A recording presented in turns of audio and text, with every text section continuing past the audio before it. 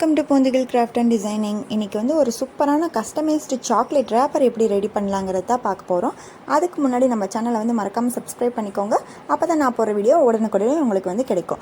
So இதுக்கு வந்து என்ன பண்ணணும்னா, இந்த மாதிரி ஒரு ஸ்டிக்கர் ஷீட் இருக்கும். இது நீங்கள் ஜெராக்ஸ் கடையில் கேட்டிங்கன்னா அவங்களே வந்து சொல்லுவாங்க.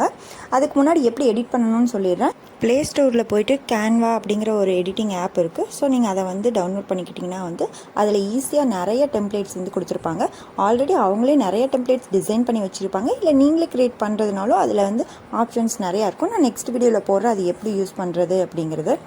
அதில் போயிட்டு நீங்கள் உங்களுக்கு பிடிச்ச டிசைன் செலக்ட் பண்ணிவிட்டு அதில் வந்து பர்த்டேனா பர்த்டே, அப்புறம் வெட்டிங் ஆனிவர்சரினா உங்களுக்கு என்ன கண்டென்ட் வேணுமோ அதை வந்து நீங்கள் செலக்ட் பண்ணிவிட்டு அதில் ஃபோட்டோ இன்சர்ட் பண்ணுற மாதிரி கூட இருக்கும். நீங்கள் அதையும் பண்ணிக்கணும். அதுக்கு ஃபஸ்ட்டு வந்து என்ன பண்ணணும்னா, கஸ்டமில் போய்ட்டு 10 to 10 சென்டிமீட்டர் நான் எடுத்திருக்கேன். ஏன் அப்படின்னா 10 ரூபி சாக்லேட் எடுத்திருக்கங்காட்டி 10 to 10 சென்டிமீட்டருங்கிறது கரெக்டாக இருக்கும்.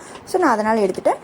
அதுக்கப்புறமா வந்து பிரிண்ட் போட்டு எடுத்துகிட்டு வந்ததுக்கப்புறமா என்ன பண்ணணும்னா, இந்த இதை வந்து கரெக்டாக கட் பண்ணி எடுத்ததுக்கப்புறமா ஒரு சைடு மட்டும் விட்டுட்டு நான் மற்ற 3 சைடும் வந்து என்ன பண்ணணும்னா, இந்த மாதிரி உங்களுக்கு அந்த ஒட்டுற சைடு ஒட்டுவோம்ல, அந்த ஒட்டுற அளவுக்கு வந்து நீங்கள் இந்த மாதிரி உள்ளே இருக்க ஸ்டிக்கரை மட்டும் வந்து கட் பண்ணி எடுத்துக்கணும்.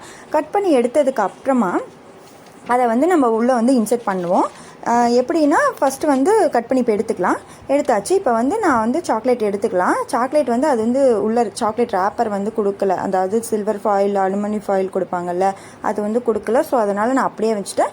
நீங்கள் அந்த மாதிரி இருக்கிறத வந்து ஃபஸ்ட்டு ப்ரிஃபர் பண்ணிக்கோங்க. தெரியாமல் வந்து ஒட்டிருச்சு, எடுக்கிறதுக்குலாம் ரொம்ப கஷ்டப்பட்டுட்டேன்.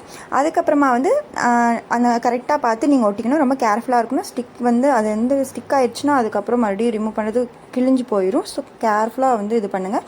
அதுக்கப்புறம் ஜிக்ஸாக் சிசர் இருந்துச்சுன்னா நீங்கள் அதில் ஈஸியாக கட் பண்ணிக்கோங்க.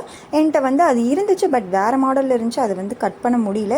ஸோ நான் ஹேண்ட்லேயே கட் பண்ணிவிட்டேன். இதுதான் ஃபைனல் அவுட்கம். ஸோ எப்படி இருக்குன்னு எனக்கு வந்து மறக்காமல் வந்து ரேட்டிங் கொடுங்க. நெக்ஸ்ட் வீடியோவில் என்ன போடலாங்கிறதையும் வந்து சொல்லுங்கள். இதுக்கோட ரேட் கூட எப்படி ஃபிக்ஸ் பண்ணுறதுங்கிறத வந்து நம்ம நெக்ஸ்ட் வீடியோவில் பார்க்கலாம்.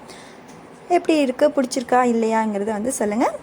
அதுக்கப்புறம் நெக்ஸ்ட் யூனிக்கான ஒரு வீடியோவில் வந்து நம்ம மீட் பண்ணலாம். டாடா, பாய்.